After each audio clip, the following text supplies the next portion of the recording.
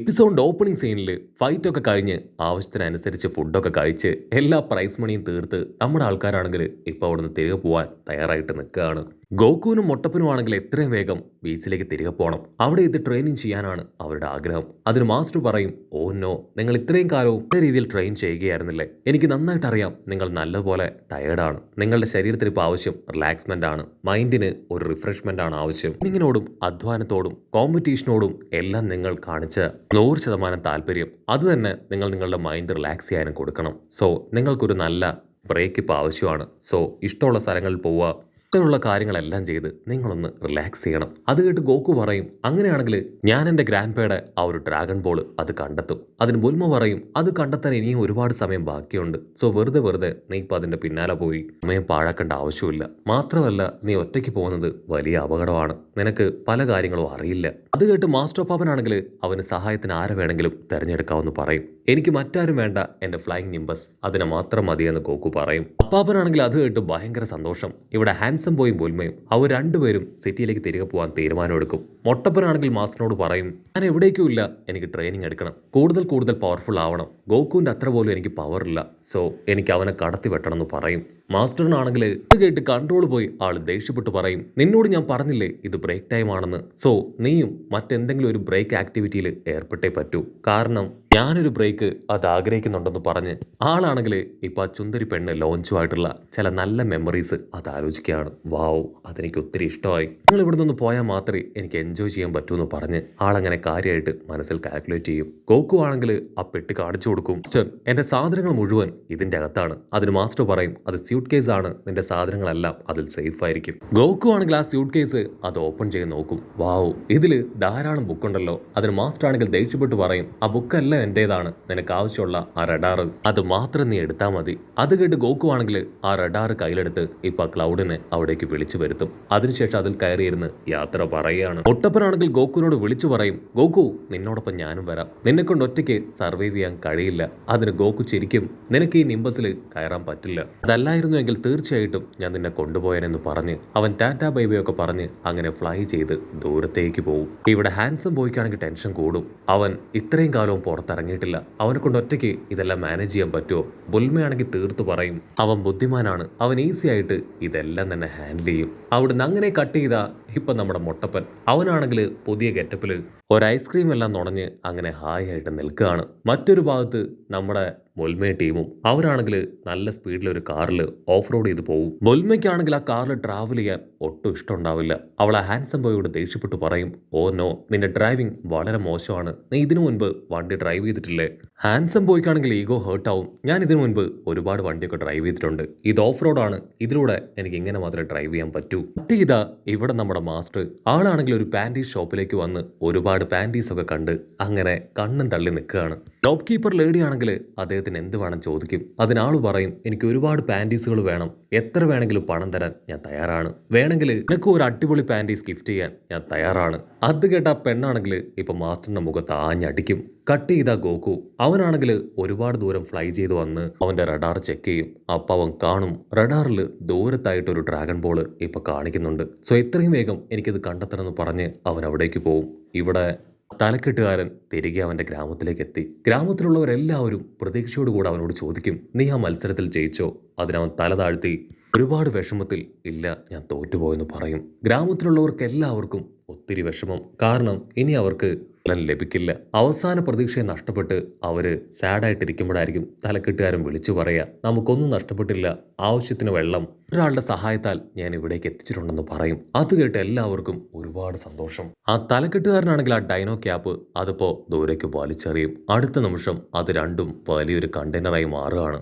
അവനാണെങ്കിൽ അത് ഓപ്പൺ ചെയ്ത് വിടും. അതിൽ നിന്ന് ഒരുപാട് വെള്ളം പുറത്തേക്ക് വരും. അതുകൊണ്ട് എല്ലാവരും സന്തോഷത്തിൽ തുള്ളിച്ചാടും. തലക്കെട്ടുകാരൻ പറയും, ക്യാപ്റ്റൻ റോഷിയാണ് ഇതെനിക്ക് സമ്മാനമായിട്ട് തന്നത്. ആ ടൂർണമെന്റിൽ പോയതുകൊണ്ട് മാത്രമാണ് ഇതെനിക്ക് നേടിയെടുക്കാൻ കഴിഞ്ഞത്. എനിക്ക് അദ്ദേഹത്തോട് ഒരുപാട് നന്ദിയുണ്ടെന്ന് പറഞ്ഞ് നടന്ന സംഭവങ്ങൾ എല്ലാവരോടുമായിട്ട് പറയും. വെള്ളമാണെങ്കിൽ അവർ നദിയിലേക്കും കുളത്തിലേക്കും എല്ലായിടത്തേക്കും ഡൈവേർട്ട് ചെയ്ത് ഒഴുക്കും. അവിടെയുള്ള ജനങ്ങളും കുട്ടികളും എല്ലാവരും ആ വെള്ളത്തിൽ അതിമറന്ന് ആർത്തുല്ലസിച്ച് രസിച്ച് കുളിക്കുകയാണ്. ഇവിടെ ആ തലക്കെട്ടുകാരനും പപ്പയും അവർ രണ്ടുപേരും അവരുടെ നദിയിലേക്ക് തന്നെ നോക്കി നിൽക്കുകയാണ്. പപ്പയാണെങ്കിൽ തലക്കെട്ടുകാരനോട് പറയും, നമ്മുടെ ജലസ്രോതസ് അത് ഇത്രയും വറ്റി ഉണങ്ങിയിട്ട് അത് ഇന്നുവരെ ഇത്രയും വറ്റി ഉണങ്ങിയിട്ടില്ല, നമുക്ക് ഇവിടേക്ക് വരുന്ന ജലത്തിന് എന്തോ ഒന്ന് സംഭവിച്ചിട്ടുണ്ട്. ആരോ അത് തടഞ്ഞിരിക്കുകയാണ്. എന്തെങ്കിലും സൊല്യൂഷൻ എത്രയും വേഗം കാണണം. അതിനെ തലക്കെട്ടുകാരനാണെങ്കിൽ അവന്റെ പപ്പയെ സമാധാനിപ്പിക്കും. തീർച്ചയായിട്ടും ഞാനത് എന്താന്ന് കണ്ടെത്തും. ഇതിനൊരു സൊല്യൂഷനായി മാത്രമേ ഞാൻ മടങ്ങി വരൂ എന്ന് പറഞ്ഞ് അവൻ അങ്ങനെ കടന്നു പോവാണ്. അവൻ അല്പദൂരം ആ മരുഭൂമിയിലോട് സഞ്ചരിക്കും. അടുത്ത നിമിഷം വലിയൊരു ഡൈനോസർ അവിടേക്ക് വന്ന് അവനെ അറ്റാക്ക് ചെയ്യുകയാണ്. അവനാണെങ്കിൽ ഫ്ലൈ ചെയ്ത് അതിനെ ആഞ്ഞടിക്കാൻ ശ്രമിക്കും. പക്ഷെ അത് അവനെ തട്ടി താഴെയിട്ട് തൂക്കിയെടുത്ത് പോവാണ്. ക്യാമറ അങ്ങനെ സൂം ചെയ്ത നമ്മുടെ ഗോക്കു അവനാണെങ്കിൽ ഒരുപാട് നേരം ഫ്ലൈ ചെയ്ത് ആ ഭാഗത്തൂടെ കടന്നു വരും. ദാഹം കൊണ്ട് അവൻ ആകെ ക്ഷീണിതനായി ചുറ്റും നോക്കും. അപ്പൊ ദൂരത്തായിട്ട് വലിയൊരു നദി അത് അവൻ കാണുകയാണ്. വാവ്, എനിക്കത് ഒരുപാട് ഇഷ്ടമായി. ഞാൻ അവിടേക്ക് പോയി ദാഹം മാറുന്നത് വരെ വെള്ളം കുടിച്ച് അവിടെ അല്പനേരം റെസ്റ്റ് ചെയ്യുന്നു പറഞ്ഞ് അവൻ ആ വെള്ളത്തിലേക്ക് എടുത്തു ചാടും. അടുത്ത നിമിഷം ആ ഒരു വലിയ ഡൈനോസർ അതിപ്പോ തലക്കെട്ടുകാരനെയും തൂക്കിയെടുത്ത് പോകുന്നത് ഗോക്കു കാണും. ഗോക്കു ആണെങ്കിൽ ആ നദിയിൽ നിന്ന് ചാടി പുറത്തേക്ക് വരും. അതിനുശേഷം അവൻ ഡ്രസ്സൊക്കെ ഇട്ട് അവന്റെ ക്ലൗഡിൽ കയറി ഇപ്പോ ആ ദിനോസറിനെ ഫോളോ ചെയ്ത് പോവാണ്. ഗോക്കു ഞൊടിയിടയിൽ ആ ദിനോസറിന്റെ തൊട്ടടുത്തെത്തും. അതിനുശേഷം ആ തലക്കെട്ടുകാരനോട് ചോദിക്കും, നിങ്ങൾക്ക് എന്തു പറ്റി, എങ്ങനെയാണ് ഇതിന്റെ കയ്യിൽ പെട്ടുപോയത്? അതിന് തലക്കെട്ടുകാരൻ പറയും, ഞങ്ങളുടെ ഗ്രാമത്തിന് ഇനിയും ജലം ആവശ്യമാണ്. സോ അതിന്റെ സ്രോതസ് അതെവിടെയാണെന്ന് അന്വേഷിച്ച് ഞാൻ നടന്നു വരികയായിരുന്നു. അപ്പോഴാണ് ഈ ഭീകര സ്വത്വം അതെന്നെ റാഞ്ചി എടുത്തത്. ഇതിന്റെ നഖങ്ങൾ വളരെ മൂർച്ചയുള്ളതാണ്. എനിക്കെന്റെ ശരീരം അത് ഒരുപാട് വേദനിക്കുന്നു. ഗോക്കു ആണെങ്കിൽ ഇപ്പൊ ആ ഡൈനോസറിനോട് പറയും, അതൊക്കെ ഇദ്ദേഹത്തെ വിടുന്നതാണ് നിനക്ക് നല്ലത്, അല്ലെങ്കിൽ തീർച്ചയായിട്ടും ഞാൻ നിന്നെ അറ്റാക്ക് ചെയ്യും. അതിനാ ദിനോസർ ആണെങ്കിൽ ദേഷ്യപ്പെട്ടു പറയും, ഇവർ ഇന്നത്തെ എന്റെ ഡിന്നറാണ്, കാരണവശാലും ഞാൻ വിട്ടു തരില്ല. നീ എന്നോട് മത്സരിക്കാൻ വന്ന തീർച്ചയായിട്ടും നിന്നെയും ഞാൻ എന്റെ ഡിന്നർ ആക്കുമെന്ന് പറഞ്ഞ് അവന്റെ വാല് വെച്ച് ഗോക്കുവെ ആഞ്ഞടിക്കും. കൺട്രോൾ പോയ ഗോക്കു ആണെങ്കിൽ അവന്റെ സ്റ്റിക്ക് അതങ്ങനെ നീട്ടിയെടുത്ത് ഇപ്പൊ അതിന്റെ തലയ്ക്ക് ആഞ്ഞൊരടി. ആ ഒരു അടിയിൽ ഇപ്പോ നമ്മുടെ തലക്കെട്ടുകാരൻ താഴേക്ക് പോകും. കെട്ടുകാരനെ പിടിക്കാനായിട്ട് ദിനോസർ അത് നല്ല ഫോഴ്സിൽ താഴേക്ക് വരും. അത് കണ്ട ഗോക്കു ആണെങ്കിൽ ഫ്ലൈയിങ് നിംബസിന്റെ സഹായത്താൽ അദ്ദേഹത്തെ തൂക്കിയെടുത്ത് അവിടുന്ന് അങ്ങനെ ഫ്ലൈ ചെയ്ത് പോവാണ്. കട്ട് ചെയ്ത മറ്റൊരു ഭാഗത്ത് ബൊൽമയും ടീമും അവരാണെങ്കിൽ കാറ് നിന്നുപോയി പുറത്തങ്ങനെ വെയിലൊക്കെ കൊണ്ട് കാറിൽ ചാരിയിരിക്കുകയാണ്. ബൊൽമയാണെങ്കിൽ ദേഷ്യപ്പെട്ട് പറയും, നീ ഇത്രയും കെയർലെസ് ആയിട്ടുള്ള ഒരാളാണെന്ന് എനിക്കറിയില്ലായിരുന്നു. കാറിൽ എണ്ണ അടിക്കണമെന്ന് എനിക്ക് ഓർമ്മയില്ലായിരുന്നു. അതിനെ ഹാൻസം ബോയ് ആണെങ്കിൽ തലയൊക്കെ ചൊറിഞ്ഞ് ഐ എം സോറി, പെട്ടെന്നുള്ള ധൃതിയിൽ ഞാൻ എണ്ണ അടിക്കാനായിട്ട് മറന്നുപോയി. ഇവിടെയാണെങ്കിൽ ഭയങ്കര വെയില്, നീ നമ്മൾ ഈ വെയിലത്തിരിക്കുകയാണെങ്കിൽ മിക്കവാറും കത്തിക്കരിഞ്ഞു പോകും. അത് കേട്ട ബൊൽമയാണെങ്കിൽ പന്നിക്കുട്ടനോട് കൊടയായിട്ട് മാറാനായിട്ട് പറയും. അത് കേൾക്കേണ്ട താമസം മനസ്സില്ല മനസ്സോടുകൂടെ അവൻ കൊടയാവും. ബോയ് ആണെങ്കിൽ റാബിറ്റിനോട് ഒരു ഫാനായി മാറാൻ പറയും. സോ വലിയൊരു കൊടയ്ക്ക് കീഴിൽ ഇപ്പൊ നമ്മുടെ ബൊൽമയും ഹാൻസം ബോയും സേഫ് ആയിട്ടിരിക്കും. നല്ല ഫോഴ്സിൽ ഫാനായി മാറിയ റാബിറ്റ് ആണെങ്കിൽ അവർക്ക് കാറ്റ് കൊടുക്കുകയാണ്. അവരാണെങ്കിൽ ഇപ്പൊ അവിടെ റിലാക്സ് ചെയ്യും. ഇവിടുന്ന് അങ്ങനെ സീൻ കട്ട് ചെയ്ത ഇവിടെ ഗോക്കുവും തലക്കെട്ടുകാരനും അവരാണെങ്കിൽ ഒരുപാട് ദൂരം ട്രാവൽ ചെയ്ത് ഇപ്പൊ വലിയൊരു അണക്കെട്ടിന്റെ അടുത്ത് എത്തിയിരിക്കുകയാണ്. അവിടെ ഒരുപാട് ദിനോസേഴ്സ് ചേർന്ന് ഹായ് ആയിട്ട് വെള്ളത്തിൽ കളിക്കുകയാണ്. നമ്മുടെ തലക്കെട്ടുകാരനാണെങ്കിൽ ആ ദിനോസേഴ്സിനോട് റിക്വസ്റ്റ് ചെയ്യും, പ്ലീസ് ഈ അണക്കെട്ട് പൊളിച്ച് ഞങ്ങൾക്ക് ആവശ്യമായിട്ടുള്ള വെള്ളം അത് തരാനുള്ള മനസ്സ് കാണിക്കണം. അവരാണെങ്കിൽ അതിന് പണം ആവശ്യപ്പെടും. തലക്കെട്ടുകാരനാണെങ്കിൽ അവരുടെ കാലിൽ വീണ് കെഞ്ചും, ദയവ് ചെയ്ത് ഇവിടെ ഒരല്പം കരുണ തോന്നണം, ഞങ്ങളുടെ ഗ്രാമത്തിലുള്ളവർ മരിച്ചുകൊണ്ടിരിക്കുകയാണ്, ഞങ്ങൾക്കൊരല്പം ജലം തരണം എന്ന് പറഞ്ഞ് അവൻ റിക്വസ്റ്റ് ചെയ്യും. അതിനവരാണെങ്കിൽ അവനെ അറ്റാക്ക് ചെയ്യാനായിട്ട് തുടങ്ങുകയാണ്. ഉടനെ ഗോക്കു അവിടേക്ക് ചാടി വീണ് അവറ്റയുടെ എല്ലാം ചവിട്ടി തെറിപ്പിക്കും. അപ്പോഴായിരിക്കും ഒരു വമ്പ ട്വിസ്റ്റ് കൊടുത്ത് അവരുടെ നേതാവ് ഫസ്റ്റ് ടൈം ഗോക്കുവായിട്ട് മത്സരിച്ച ആ ഒരു ഡൈനോസർ അത് അവിടേക്ക് ഫ്ലൈ ചെയ്ത് വരിക. അതാണെങ്കിൽ കാഷ്വലായിട്ട് ഇപ്പൊ ഗോക്കുവിനോട് സംസാരിക്കും, എനിക്ക് നിന്നോട് യാതൊരു വിഷമവും ഇല്ല. അതുപോലെ ധീരനായ പവർഫുള്ളായ ഒരാളോടൊപ്പം മത്സരിക്കാൻ കഴിഞ്ഞതിൽ എനിക്ക് സന്തോഷം മാത്രമേ ഉള്ളൂ. സത്യത്തിൽ ഞങ്ങൾക്കും അണക്കെട്ട് തകർത്ത് കളയണമെന്ന് ഒരുപാട് ആഗ്രഹമുണ്ട്, പക്ഷെ അത് ഭയങ്കര സ്ട്രോങ് ആണ്, ഞങ്ങളെ കൊണ്ട് കഴിയില്ല. ഉടനെ ഗോക്കു ആണെങ്കിൽ കാഷ്വലായിട്ട് പറയും, ഞാനൊന്ന് ശ്രമിക്കാം, ഒരുപക്ഷെ എന്നെ കൊണ്ട് അതിന് കഴിയുമെന്ന് പറഞ്ഞ് അവന്റെ യാമേ പവർ അതുപയോഗിച്ച് ആ ഒരു അണക്കെട്ട് അതങ്ങനെ തകർത്ത് കളയാണ്. ാണെങ്കിൽ അതുകൊണ്ട് ഭയങ്കര സന്തോഷം.